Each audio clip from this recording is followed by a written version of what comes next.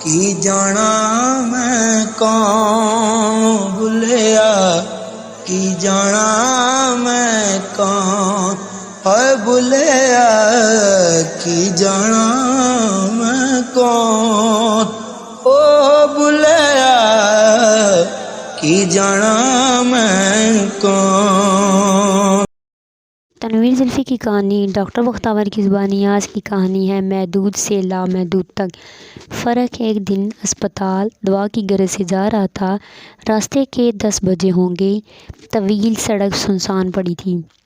شیشم کے سرو کا درخت بہت ہیبت ناک نظر آ رہے تھے۔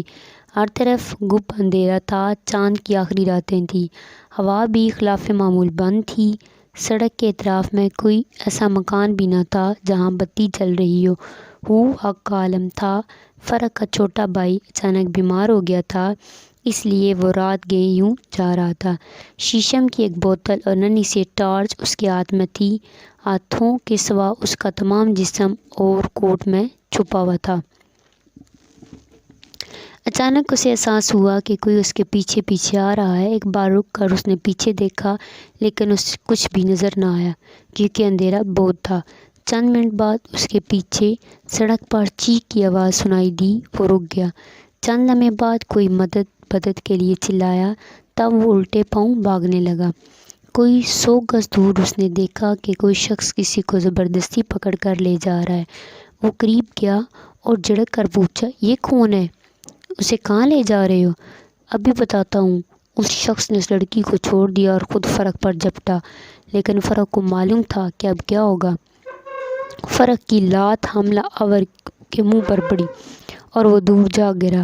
لڑکی بھی فرق کی مدد کو دوڑی، لیکن فرق نے کہا، بہن رہنے دو، میں اسے نپٹ لوں گا۔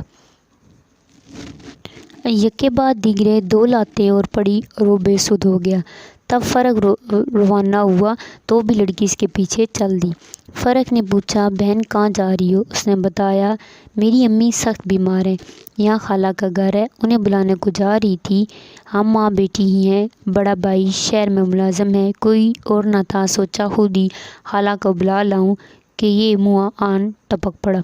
خدا کا شکر ہے کہ آپ آ گئے۔ فرق اسے خالہ کے یہاں چھوڑ کر پھر اسپتال کی جانب چل پڑا۔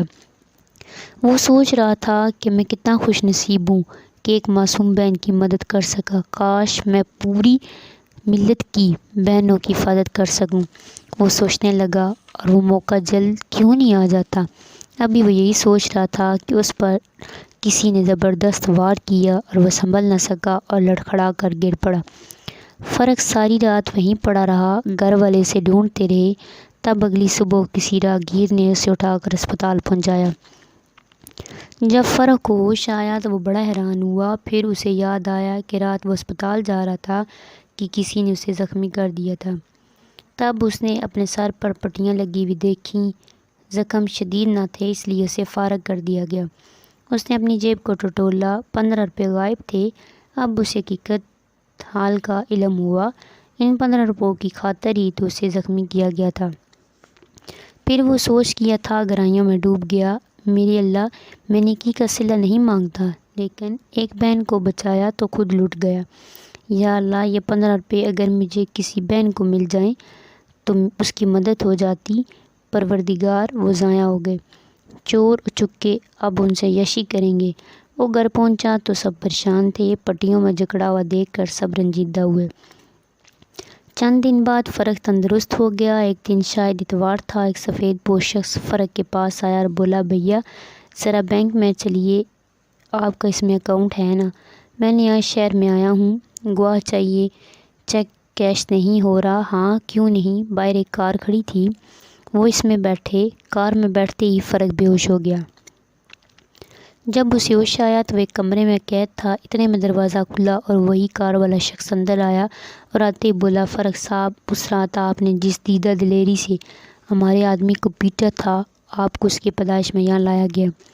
فرق نے ایک بات محسوس کی، وہ یہ کہ شخص نے نکلی مونچھیں لگا رکھی تھی اور بال بھی نکلی تھے، شاید خود گنجا تھا۔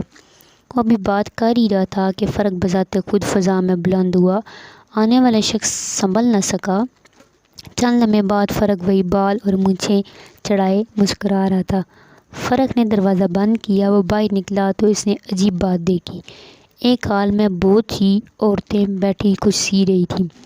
فرق کو دیکھتے ڈر گئیں کیونکہ فرق نے بیس بدل رکھا تھا۔ تب فرق مکان سے باہر نکلا۔ ایک خوبصورت کار کھڑی تھی۔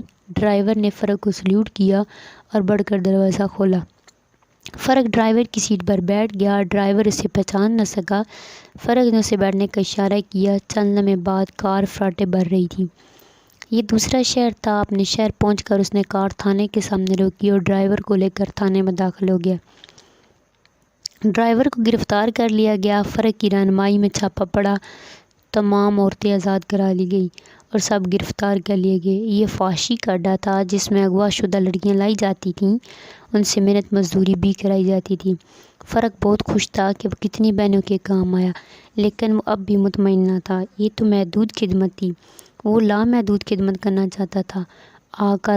آخر وہ موقع آ گیا۔ فرق کے پیارے ملک پر دشمن نے حملہ کر دیا۔ فرق فوج میں بھرتی ہو کر معاذ پر جا پہنچا۔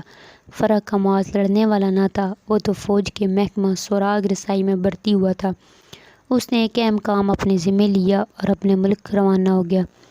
اب وہ کسی غیر ملک میں تھا۔ وزارت دفاع کا دفتر کھلا تھا۔ اچانک ایک سیاہ لمبی کار آ کر رکی۔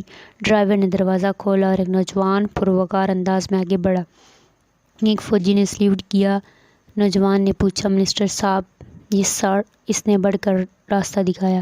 منسٹر صاحب فائلوں کے انبار میں سر جھکائے کسی نقشے پر نشانات لگا رہے تھے۔ نوجوان نے کمرے کا جائزہ لیا۔ 2 دروازے تھے۔ دوسرا دروازہ کھلا تھا اور ساتھ والا باغ میں کھلتا تھا۔ اس دروازے کی طرف بڑھا اور یہ سب کچھ پلک جھپکنے میں ہوا تھا۔ چند لمحے بعد فرق باغ میں بھاگا جا رہا تھا اور منسٹر صاحب اپنی جنگی منصوبے سمیت باماں اپنے کمرے کے خاک میں مل چکے تھے۔ 1 ماہ بعد فرق اپنے گھر بیٹھا ابو سے ہنسی مذاق کی باتیں کر رہا تھا۔ اس کے ابو کہہ رہے تھے، فرق، تم نے اپنا کہا سچ کر دکھایا۔ تم نے اپنی بہنوں کی حفاظت کا فرض واقعی ادا کر دیا۔